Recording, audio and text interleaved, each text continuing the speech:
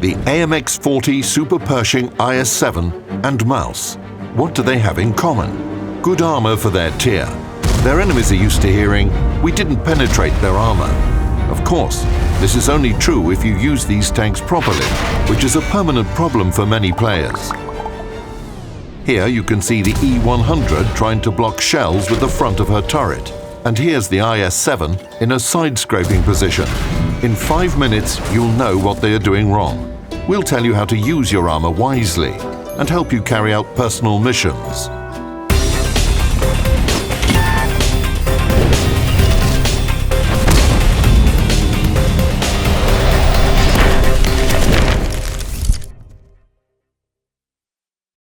Thick armor, sloped turrets, and well-angled armor plates. All this increases a vehicle's survivability. However, you cannot have a tank that's completely invulnerable. The lower glacis plate, sides, rear, and cupola. These parts are easy to hit and penetrate. That's why it's important to learn how to protect your tank. World of Tanks players call it blocking damage. It is based on the rules of penetration mechanics. A vehicle will block a hit if the armor's relative thickness is higher than the shell's penetration capability, the shell hit a screen or an external module, lost energy, and failed to penetrate the main armor, a ricochet occurred.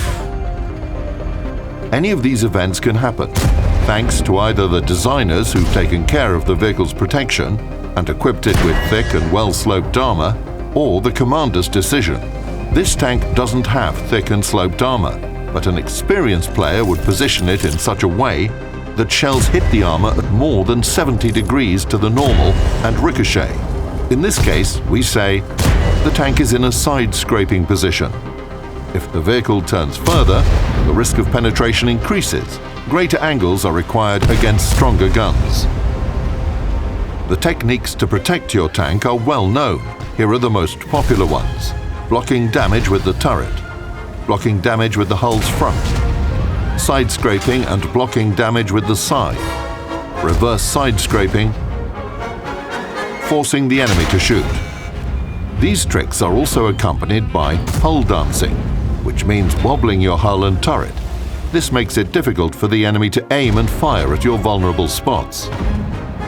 It may seem that everything's simple, roll out and block damage, but we fight battles on different maps and face different enemies. How do I choose the technique that works best? First of all, you should take a closer look at your tank. Let's start with the turret and assess the armor thickness. If its official values are about the same or higher than the penetration potential of most enemies in battle, everything's great. The tank will avoid damage effectively. If the values are lower, all is not lost yet. Let's take a look at the turret shape. If it is streamlined, the armor can meet the shell at an angle. The relative armor will be much thicker than the nominal armor, and the thick gun mantlet will become a nice extra piece of protection. A turret like this should be kept straight towards the enemy and not expose its sides. What can be easier than that? If you hide your hull, you can resist enemy shells and fire in response. Doing this when you have the IS-7 is unequaled pleasure, the ideal shape. If your turret has a rectangular shape, it's a bit more difficult. The gun mantlet can still take a blow, but the turret cheeks will be penetrated by virtually anything. To protect yourself, you can turn the turret and put it in a side-scraping position. This will increase the nominal armor thickness. However, if you overdo it, the enemy can penetrate the side, so it's important to remember the ricochet angles. After the enemy has fired a shot, you can fire in response and return to the starting position. The geometry becomes especially interesting when you're facing several enemies. You've got to block shells coming from different directions while firing in return. In this situation, it's important to turn the turret to an impenetrable angle to the enemy that is about to shoot. These are the basics of playing your turret. These techniques will work if you're behind cover on a horizontal surface and manage to hide the tank's hull.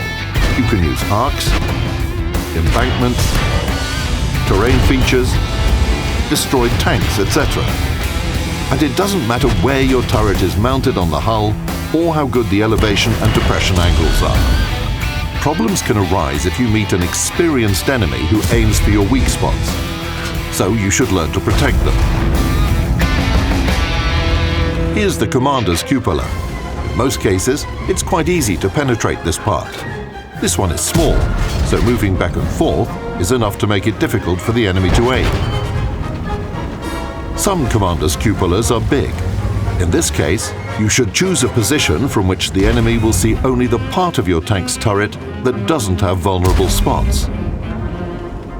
If that's impossible, you can go for another variant. Turn the turret like this, and the cupola disappears. Magic, isn't it?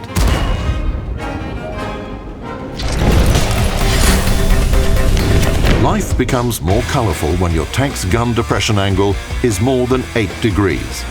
Hills, mountains, and other sloping surfaces become your best friends. You hide your hull and meet the enemies in full control of the situation. This is how you can protect the commander's cupola and thin turret roof. If you get to sloped terrain, these parts will become a difficult target. However, a lot depends on where the turret is attached to the hull. If it's closer to the rear, you can forget about taking position on top of a hill. You're better off riding down to the foot of the hill. However, even small depression angles aren't critical for a tank with strong armor. You can look for a good place on irregular terrain and position your vehicle so that you can fire conveniently without exposing your weak spots. Now, here's a trick that works for tanks with a strong turret. There's an unexpected way to use terrain. We're all used to tanks moving on a horizontal surface, and so we look for relevant shelters. Now look at the foot of the mountain. The enemies are waiting around the corner. They're aiming at the place where the front wheel will appear. This is what usually happens, and this is why nobody wants to attack first. But there is a way out. You should climb up a slope. Now it works like a regular hill, hiding your lower glacis plate and allowing you to absorb damage with the turret. Just look at this from a different angle. Sometimes the slope can help even in hopeless situations. Climbing up with the rear, using irregularities like piles of debris on Himmelsdorf. And even if we don't win the battle, 1 or 2 shots could grant a mark of excellence on the barrel. This is basically all the theory on soaking up damage with the turret. If it seems simple to you, that's great. Now it's time to engage all your mental capabilities. We proceed to the hull, the largest and most sophisticated part of a tank. Following tradition, we'll start with the hull's front. It would have been nice to have thick armor here, so that no one could penetrate it at all, but then the tank would be very slow. Seeking a balance between protection and mobility, designers experimented with the shape. Here we will take a look at different variants of a hull's front and see how they can help you survive in battle. Let's start with this one. It's the pike nose. It consists of sloped armor plates. The sharper their angle, the thicker their relative armor. Front armor like this is effective when it's directed straight towards the enemy. Your task is to find piles of debris and terrain irregularities to hide the vulnerable lower glacis plate. And then just stay still. Still doesn't mean completely motionless. Even the thickest front armor has vulnerable spots. And you shouldn't let the enemy aim at them. So dance. Back and forth a bit, left and right a bit. If you turn the pike nose too much, the relative armor thickness decreases, the chance of penetration increases. Forget about shootouts from around corners. When facing an enemy of equal strength, play defensively. Move out to fire when the enemy is reloading. When playing tanks that have a straight front, with vertical armor plates, you have to work a bit harder. You see an enemy?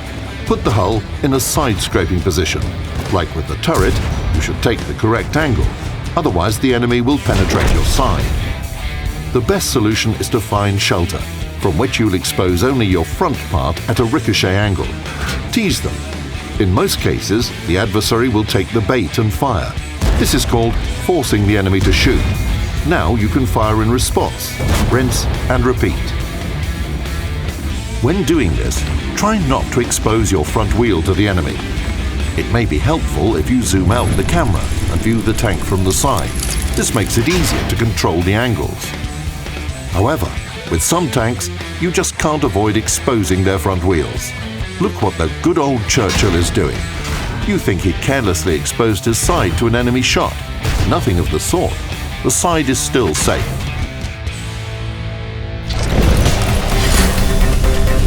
Let's continue our discussion. The next topic is blocking damage with the tank's side. To resist the shot, you should put the tank in a side-scraping position behind cover and hide your lower glacis plate. The efficiency of blocking damage will depend on a combination of the hull shape, relative thickness of its armor plates, availability of screens, and armor protection of the running gear. This is the E100. Everybody knows that this tank soaks up damage with its side. Why? First, the shell has to penetrate a 60mm screen.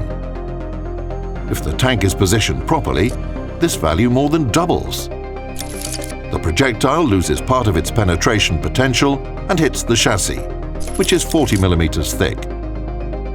The running gear is an external module, so irrespective of the angle, her thickness is always of nominal value.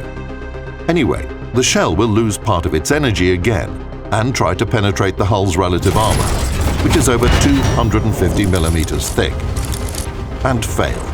This tank will definitely play its side. No doubt about it. But the problem is that most vehicles can't boast armor like this. Moreover, in practice, one tank can play its turret pretty well, while another fails to do this efficiently. And even thorough analysis of the specifications doesn't always help reveal the reason. But there is an answer to this, and it's not about the numbers. Let's find it using two tanks as an example. The Kranwagen's hull is officially 70mm thick, and the running gear is 30mm thick. The T-57 Heavy's hull is just 44mm thick, and its running gear is 20mm. Judging by these figures, the American tank doesn't have a chance. The IS-7 will test how strong their sides are by firing shells with an average penetration capacity of 250mm. Here's the result. Swedish tank is penetrated with almost every shot, while the T-57 Heavy resists the hits much better. This is what it's all about. The Kranwagen's running gear is as strong as that of the IS-7. Having pierced through it, the shell loses 30mm of its penetration capacity. But then it meets the vertical armor plates, whose relative thickness is 140mm or higher. The tank's side can block the hit only if a ricochet happens. But when it's no longer a ricochet angle, the shells start penetrating the armor. In the heat of the battle, this happens almost every time.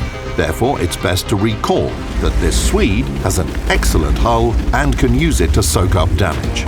The T-57 Heavy has weaker armor on its running gear, and there is a thin hull behind it. But the US tank's hull has a rounded shape, which can work wonders. Look at the angles at which a shell meets the armor. The T-57 Heavy can be less careful, but still receive ricochets and non-penetrations. If the shell flies a bit lower, you may well hear the annoying critical hit message. So here's some advice. When facing the Heavy, fire at the upper part of the tank's side or at the lower part of its turret. Then it's much easier to damage the tank. What else should we pay attention to before beginning to block damage with the side? Often you can see a pretty thin side between the track lines and the fender. Here you can rely only on the relative armor thickness, so you should put the tank at a very sharp angle to the enemy's line of fire. It is also important to hide the front part of the chassis, as one can easily penetrate the thin hull through it. This position for the tank would be ideal. It makes the vehicle quite difficult to destroy. This position will help protect the pike nose. In this case, you should try to expose the rear part of your tank's side and encourage the enemy to fire. By the way, when a tank with a pike nose is exchanging shots from around a corner, you can use a different side-scraping position. It's called reverse side-scraping. The most important thing is to hide the tank's rear behind cover and roll out for a shot without exposing it.